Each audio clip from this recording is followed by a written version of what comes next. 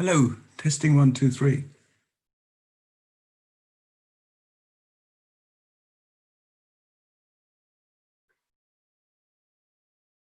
Testing 1, 2, 3. Yep, so that's okay.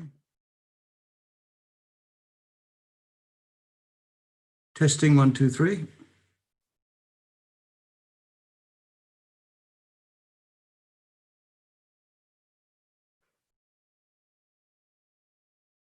Hello, testing 1, 2, 3.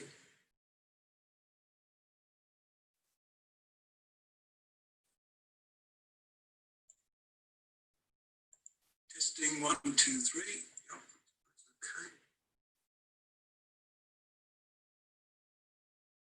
Testing 1, 2, 3.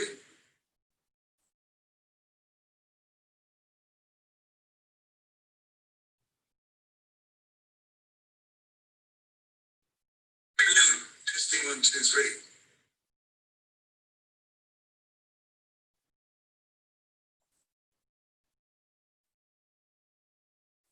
Testing 1, 2, 3.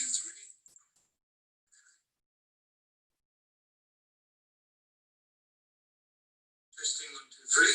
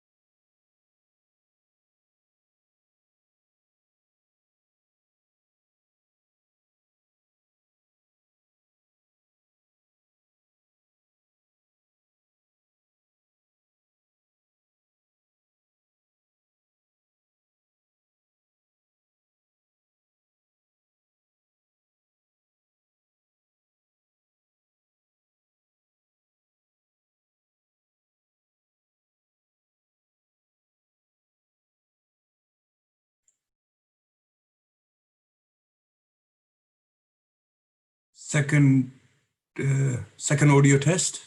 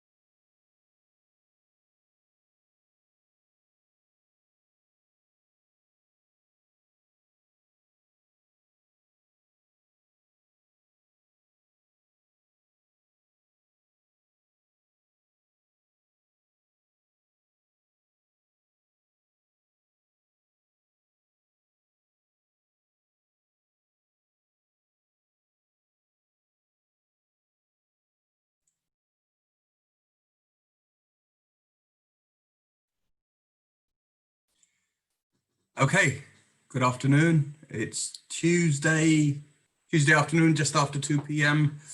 This is Dill, the party wall guy, so therefore it must be question time with Dill, the party wall guy.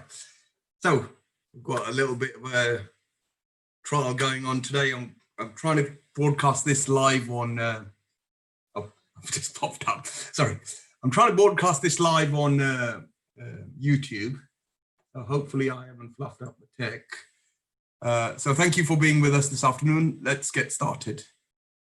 So quick introduction to myself. My name's Dill Gujral. I'm the Chief Party Wall Surveyor at 1996 Party Wall Limited. Specialist Party Wall. Does what it says on the tin. We're specialist party wall surveyors. Here are my contact details, and today it's going to be a little bit weird because I'm on YouTube live, but the reason for doing it'll be nice to get more people engaged.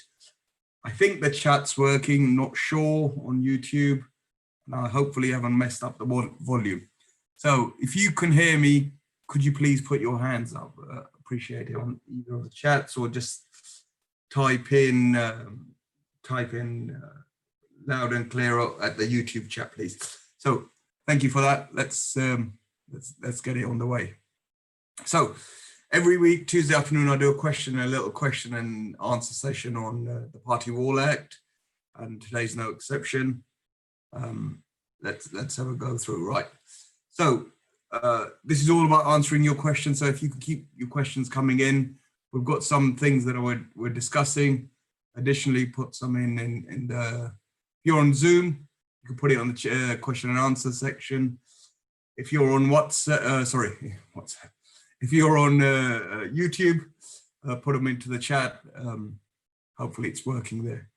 So, and like I said, if you're on Zoom and you're watching on a phone, there's a little hands up section. So if you could just show of hands that your audio is working, let's get cracking. Let me have as many of your questions. So the usual questions are who, what, why, when, where, and how. So let's begin with, when's the best time to start the party wall process? Now, although I've gone through this before, there's been some recent stuff, developments that have made it more interesting. So let's have a look at when should you start the party wall process. Now, I'm going to go through a quick, and this also connects with the question, how long will the process take? So I was on a call yesterday with a building owner, and he said, how long will this take? And I said, the true answer is anything between 1 week and 3 months, because all depends on the adjoining owner's reaction. So this is a quick table, and yeah, I've had previous comments, maybe outdoor buildings, outbuildings belong in here, possibly. This is the basic residential projects that we all come across that are probably notifiable under the Act. The reason I've done this little table is just to illustrate that how the Act interacts with building projects. So the Party Wall Act is written in terms of walls, foundations, excavations, and to someone watching a project, it doesn't tie up. So what I've done is drawn up a little table in terms of, for example, here, we all see rear extensions going on. And if we look outside our street, average street has about at least 2 or 3 projects going on at any time. So, you know, there's rear extensions, there's loft conversions, loft extensions. You probably won't see the chimney removals, but they're going on. And if you're in a higher value area, you'll also see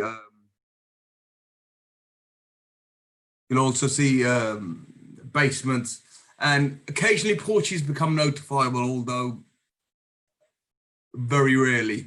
So it all depends on how the porch is being configured and where it's being built. The important column, I guess, here is, well, they're all important actually, that's why they're there. So the important column with rear extension is the ways it can be notifiable. This is section 6.1, section 6.2, and both of these are excavation. They carry a 1 month notice period. This and with rear extensions, it's quite common to sometimes have them needing a line of junction notice. So that's what section 1's there. And with that line of junction, again, it's a 1 month notice. Now, on the right-hand column, you'll see the difference. It's automatic descent apart from section 1, which is automatic consent. Now, the automatic descent, and let's ignore section 1 for a moment. Automatic descent is really important. So what it means is when you issue these types of notices, so you're going to issue a section 6.1 or a 6.2 or a section 2.3, or if you're doing a mix of projects, so for example, residential house, you could be doing a rear extension, you'd be doing the loft and taking the chimneys out all at the same time. So you'd have both sections, 6.1. You wouldn't have 6.1 and 6.2 firing off it. It'd be one or the other, but not both. You'd have probably line of junction notice, section 1, and then you'd also have section 2 and 3, 2/3 for the loft extension, and then in that same notice you'd also add the chimney one if you're doing it. And my advice is to building owners, even if you're thinking about doing it, I would go ahead and put the notices in anyway. So that's just depending on the complexity of the scheme. So this is just a basic outline, just for illustrative purposes.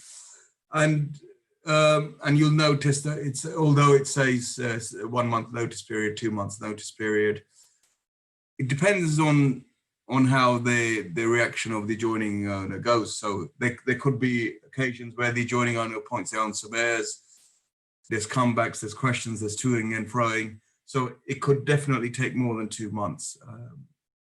And I would say 90, apart from very few exceptions, we end up getting to a settlement. We do end up reaching an award stage. Very few occasions it may not be possible to get to the award. So I would put those at 0.1%, very rare occasions. And that's because your neighbour's got something unforeseen. So the award is the process by which the disputes are settled. And although it says 1 month, 2 month, you have to go through a 10-4 process. That can take about 35 days roughly. So there's very good strategic reasons for outlining 3 months, because I actually can't go into that on the webinar, but if you ring me privately, I'm quite happy to speak to that. So, so that's a rough timetable of how long it can take. Obviously, it can take, we can wrap it up very quickly if it's down to us. We've done stuff in a week where the adjoining owners agreed, the building owners agreed, and it all fires off and everyone's all happy and it goes off. So it can be done quicker. Now, I'm going to talk about architects here because usually with residential projects, commercial projects, it's fine that they get a professional team involved. Everybody knows what's going on. The building owners know that they've got to do this stuff, so they fire it off early. They get it going as quickly as possible, and everyone's usually got people in place. And here I'm going to talk about architects who get involved with residential schemes. So we're getting into an economic phase of the recession. With recessions, people do more extensions and loft conversions rather than move. So, they like to extend their home. And with the recent lockdown, we're noticing that people want to do more extensions, more loft conversions to create that office working from home space. So that's another thing that's kicking off at the moment. And obviously there's new planning stuff going on. So, people want to put more stories on their houses, which seems to be the case currently going on. So anyway, focusing on the architects. So we generally have 3 types of architects we come across. And this isn't a dig at any type of architects. This is just a view of what we see from the outside. And architects are really super important here because they're the guys that end up, unfortunately, explaining the various processes to the public. So they'll end up explaining what's building control, how you submit planning application, how long it takes, what's PD, so on and so forth. So the first thing that residential owners, homeowners think about when they do an extension, we need an architect. So that's why unfortunately, they're the first port of call, and they end up explaining all of this to their clients. So you get the architects that, and this is the attitude towards the party wall. You'll get a group of architects that try and ignore it and just put section in the notes, and it doesn't work anymore. So increasingly, those guys are saying, well, we're having to deal with it, so we're upfront about it.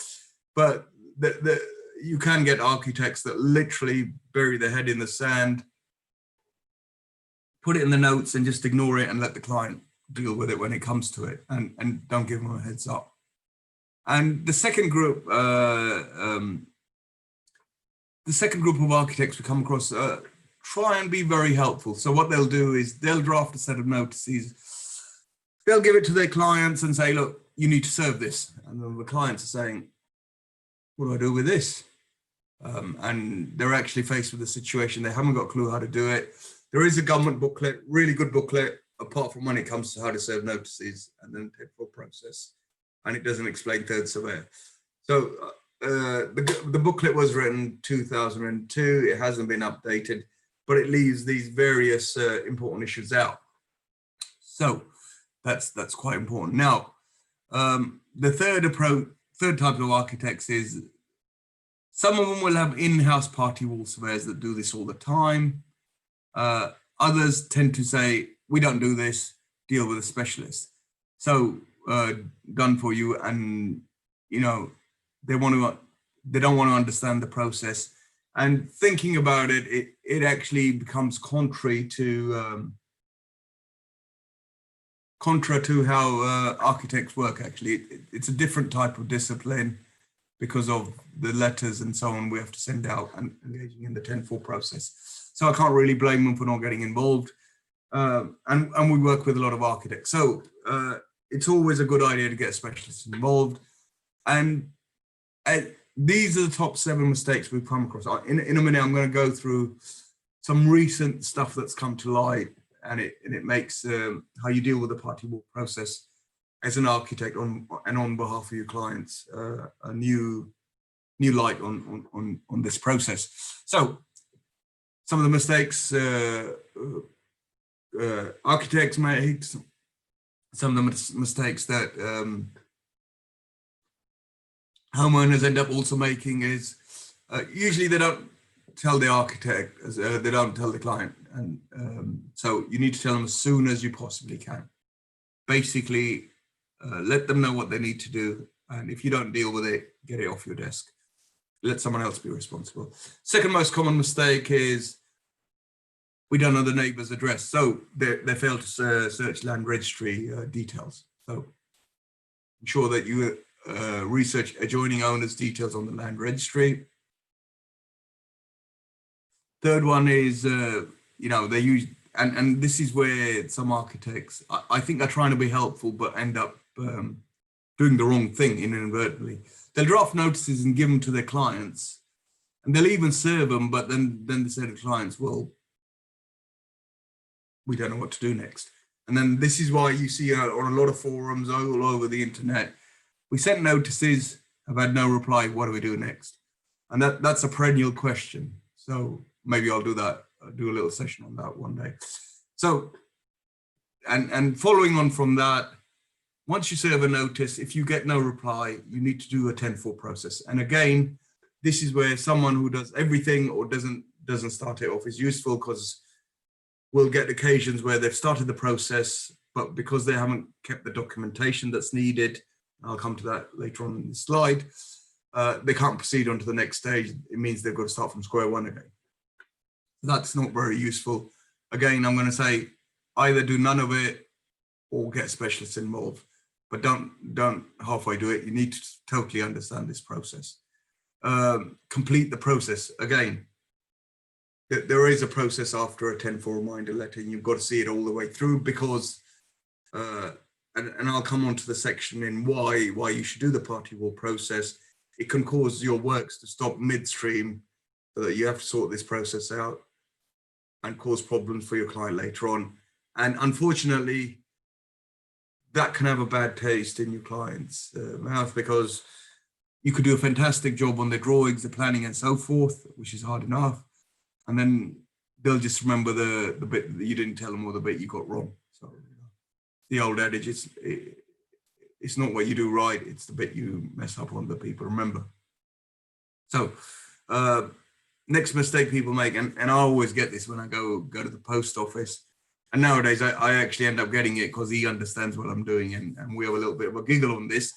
But when you go to the post office to post notices, you'll ask for a certificate of posting, and they'll say, well, if it's important, you're asking for a certificate of posting, should we do recorded delivery? Don't do recorded delivery, wrong.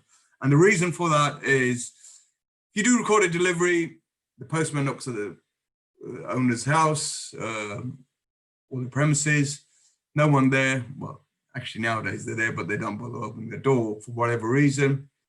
Postman will drop a little red slip, bingo. And if they're anybody like me, we'll pick it up on the Saturday, or we won't bother at all because it's probably just a bill. So unless it gets signed for, it's not deemed to be served. Whereas what you should really do is send it and get a certificate of posting. And that certificate of posting means 2 days later, you've got deemed service. So great, we've got some questions coming in. Deal with those shortly. And so here's a point on certificate of posting. Where you're advised to, and I think it is a good idea to give the notices, hand it to your neighbours. It just increases your chances of getting an agreed surveyor or a schedule of condition. So where you've got this, where you deliver this notices to your neighbour by hand, you should also do a parallel process by posting it, because that starts the formal process of means that you can start the formal process and you can issue a 10-4 letter in parallel if needed. That's where you've got to prepare in hand, prepare literally 2 sets of notices, one for handing over, one for in the post, and keep a certificate of posting, because that means you can do the 10-4 procedure if needed. This is the bit that it's missed out on the government booklet, so that's important to remember.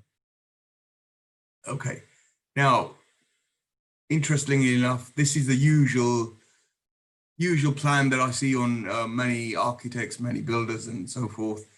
Planning application goes in, once we get the plans, and then we'll start the party wall process that needs to run, in some cases, for 2 months. So this is the problem with this scenario. Now, this is a little email. This is part of an email we've had from the Faculty of Party Wall Surveyors, the professional membership, professional association that I'm a member of. It's unsolicited approaches. Now, what they mean by this, I won't read that out for you, is once your planning application goes in, let's get a pointer out, shall we?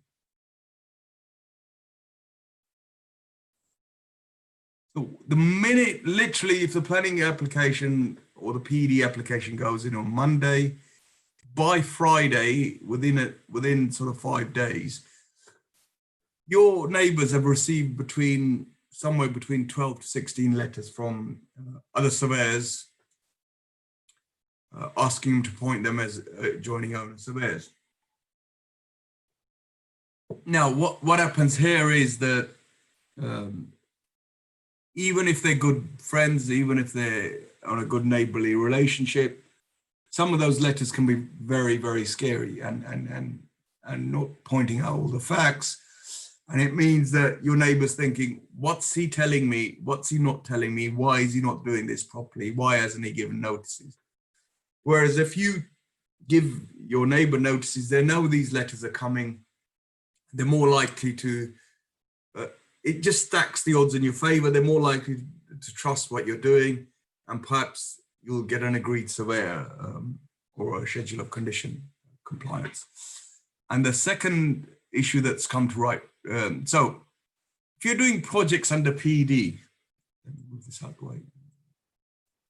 If you're doing projects under PD, where you're doing a loft or a rear extension, chimneys don't even need actually PD, they just need compliance with building control. If you're doing PD projects, what you'll need is you know you're going to get the planning. So the certificate of lawfulness, actually. So it's always a good idea. Once you've got the first draft, first set of drawings ready, that's the point you want to issue your notices and get the party will process running. Now, because then once you finalize your drawings at some point later, you can start the application process. And by this point, the party will process is on its way. And we'll come to the second point of why it's important to do this in a minute. The party will process is on the way, and it's hopefully finished before the planning is done. Therefore, you don't have to wait and you're ready to start the project. Now, the second very important reason, and it's only recently actually just come to light, it was normally assumed that people assume, so adjoining owners, so this is under section 1012C and its second half of paragraph C. I'll put it up for you. So this is the paragraph that it relates to. Now, there's always been a question about if we serve the notices, it's possible to finish the award before the, in the case of loft conversion, 2-month notice period is expired. It's possible to finish the award before then. Can we start works? Or even taking chimneys out, can we start works? Your builders are on site, they're ready to go, and they're starting on the rear extension. You want to take the chimneys out or start on the loft conversion. Well, actually, you can't unless the adjoining owner consents to starting works early. Now, and it was, so I've asked this question of a barrister, Stuart Frame, eminent barrister in this, and this was his reply. And it was a little bit odd because he said even he hadn't realized this paragraph for years. And this sits at the back end of section 1012C, and right at the bottom if you read it. But any notice period, so any notice period appointed by the award after executing work shall not, unless otherwise agreed by the building and the adjoining owner, begin to run until after the expiration period prescribed in the Act for the service of the notice, in respect of which the dispute arises or deemed to have arisen. So even where you've got a 10-4 appointment, you can usually, where we go through a process of doing a 10-4 appointment, the awards are issued, you can get those done in about 34 to 45 days. Even in that case, you'll still have to wait the extra 2 weeks, well, the 15 days actually. So that's another reason why you really want to do this scenario and start the process off as soon as possible. So that's a little section on that. Now, special announcement. Put this date in your diaries. On the 10th of September at 11 a.m., I'll be speaking on the Virtual Architects Business Growth Summit. I'm going to be speaking on the Party Wall Act. And there, so to get your free ticket, contact me, either send me an email or contact me on LinkedIn. And there I'll also be giving, I've been working on a little while on an architect's toolkit to help architects deal with the Party Wall Act. So I'll be giving out, I'll hopefully be presenting my toolkit, architect's toolkit, to help them deal with this issue. So just to repeat, special announcement, let's clarify the screen a bit. Just to repeat, special announcement, Thursday, 10th of September, 11 a.m. I'm going to be speaking at the Virtual Architects Business Growth Summit, specialist subject, Party Wall Act. Actually, I think I'm also going to be presenting. To get your free tickets, connect with me on LinkedIn, just send me a message or send me an email, happy to send you a free ticket. And I'll also be presenting on an architect's toolkit, very simple process I've been working on for a little while now. I'll be presenting that there, and I look forward to seeing you there. So let's get on with the rest of the show. I think we're running over, we're close to time. So quickly, questions coming in, and I've got some questions coming in. So let's have a look at these questions. Still, if I'm acting as the architect and appointed as a building owner surveyor, the party wall is agreed and the building owner makes additional changes to the construction without planning, i.e. lowering the makes additional changes without planning, i.e. lowering the cellar with extra footage or increase rebuild to the garage height, which will affect the adjoining owner's garage foundations. What does a party wall surveyor do? Okay, so if you're acting as a party wall surveyor,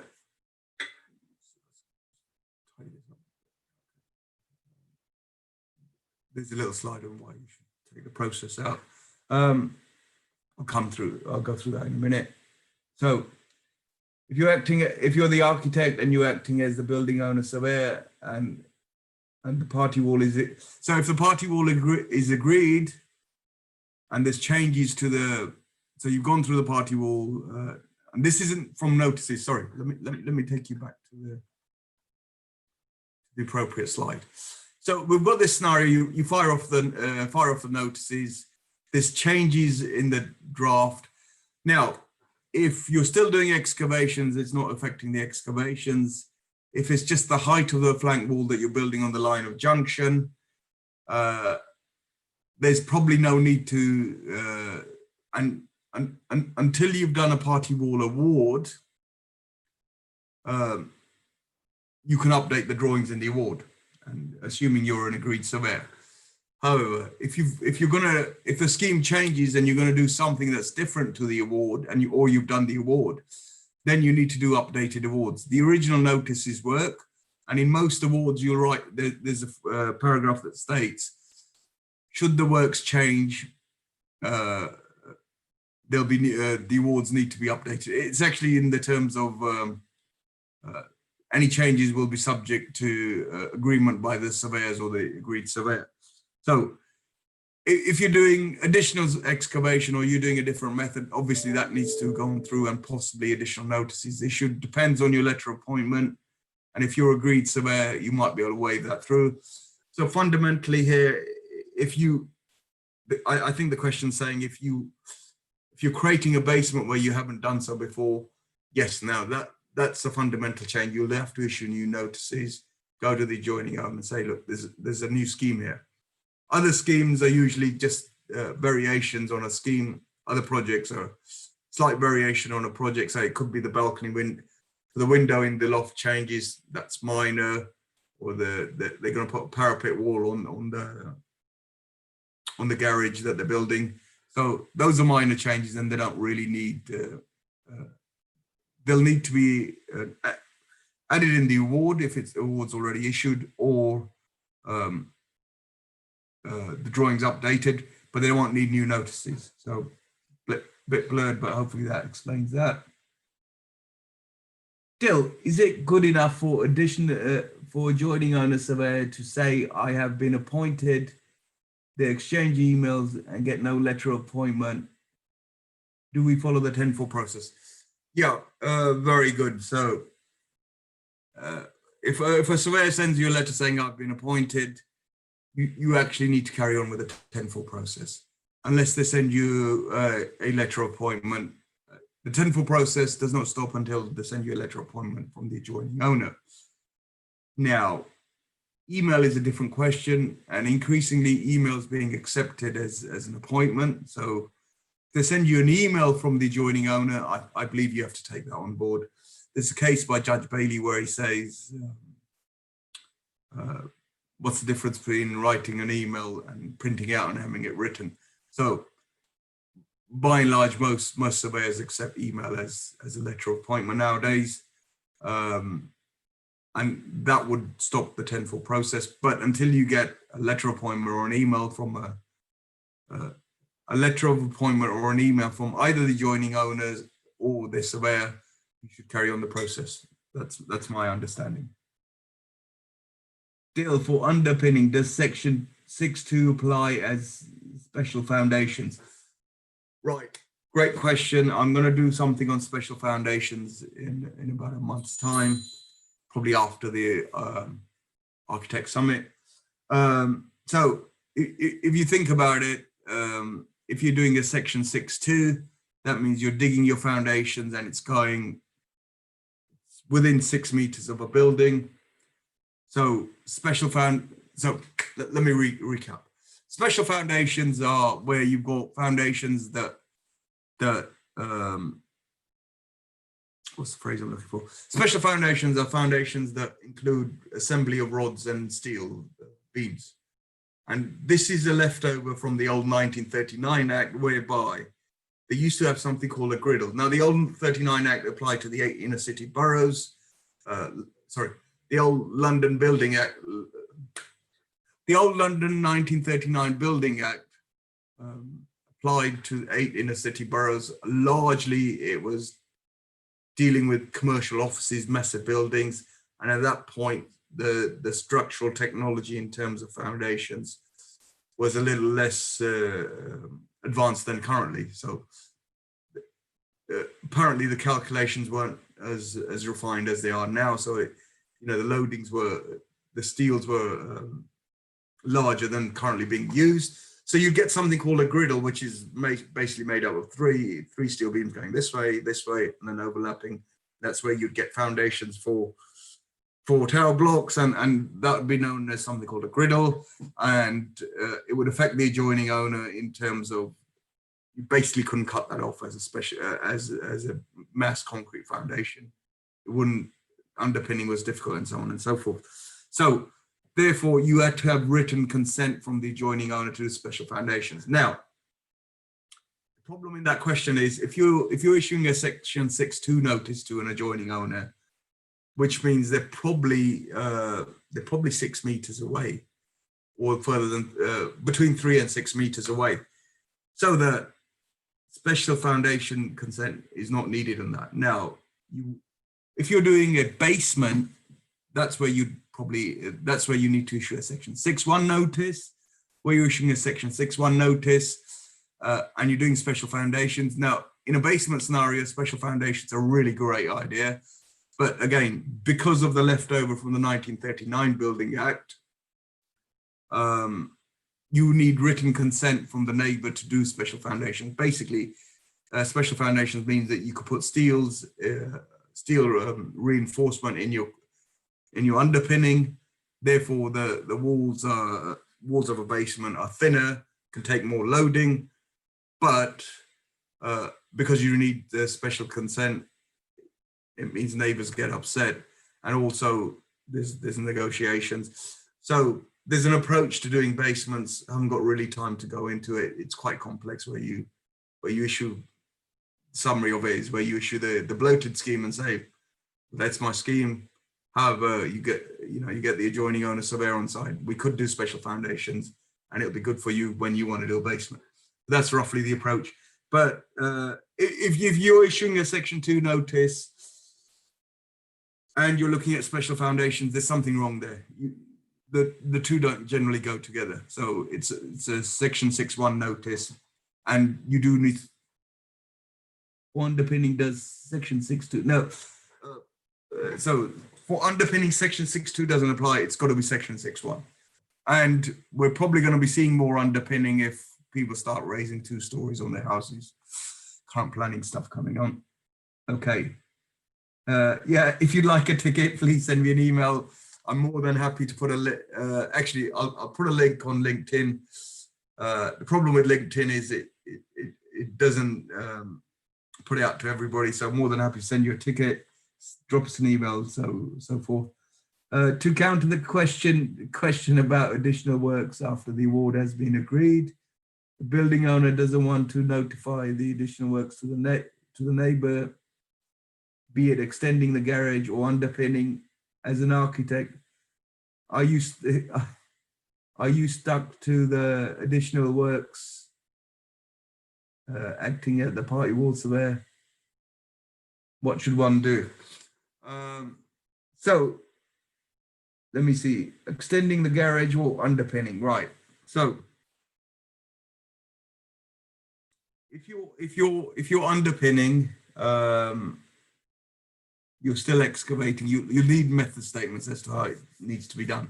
Usually where you're underpinning, you'll need to do a hit and miss, probably at least I would say 2's not sufficient, at least the three portion scheme, whereby you're marking out in 1, 2, 3, 1.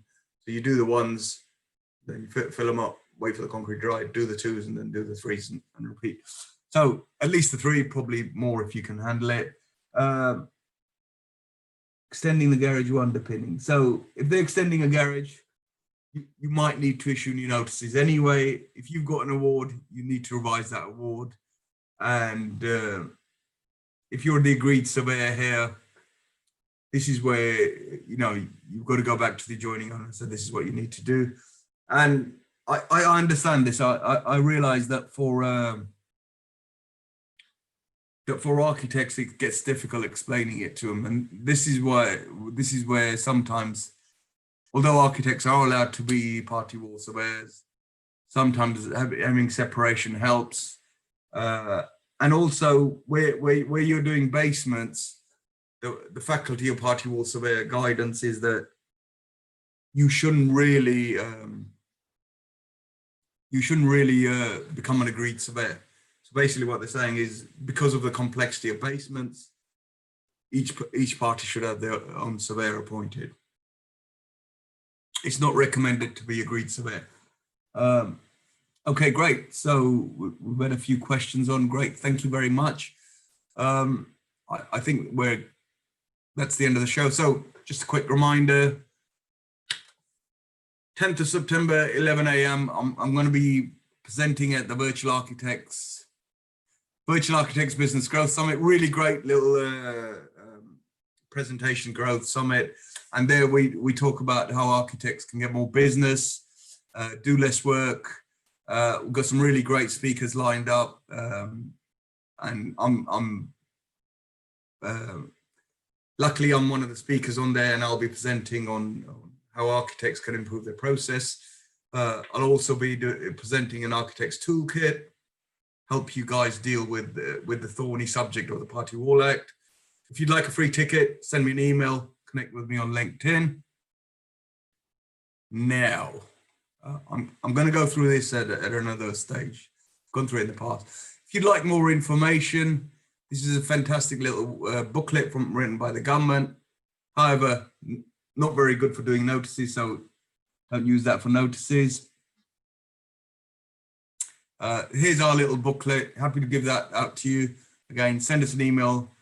I believe you can download it from my LinkedIn.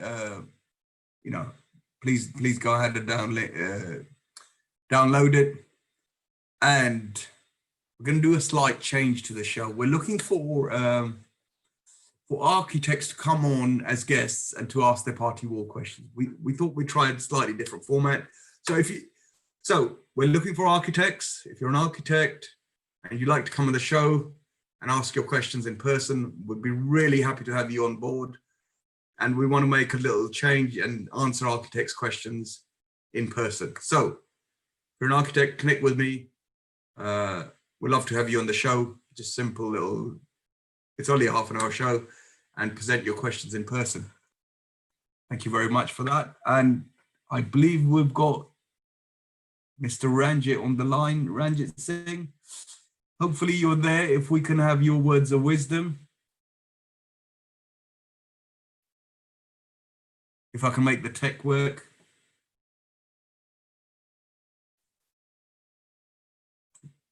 Hopefully I haven't lost it. Right, let's see.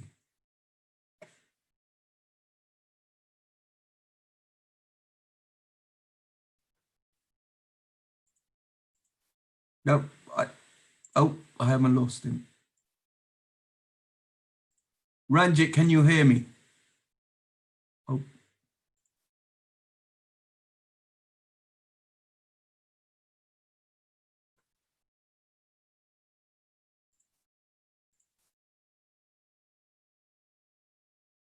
Ranjit, can you hear me? Are you there? Oh, yes. I think he's there. Asked to unmute.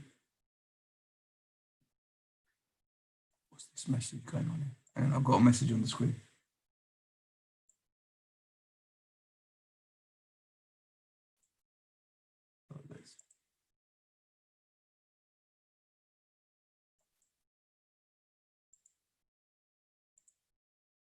So, right, let's carry on. Right.